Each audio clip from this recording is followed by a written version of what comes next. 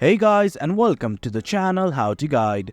In this tutorial, we're gonna look at how to see pictures on Messenger chat. Now let's begin. Do make sure that you have the Messenger application installed on your mobile device and it's updated to the latest version. As you can see, I've already logged into my account. In case you have not, do log in right now. Friends will always send you lots of photos and videos. Scrolling in the chat to look at all the videos sent, it's quite a tedious work. Well, there's an easy way around it. Now let's look at that. I'm simply gonna go to a chat of my friend.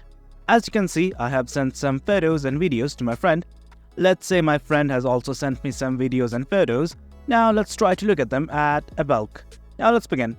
At the very top right, you can find the info button right here. Just click on it. Now something like this will open up. Just scroll down. And right here under the More Actions tab, you will find something like View Media, Files, and Links. Just click on it.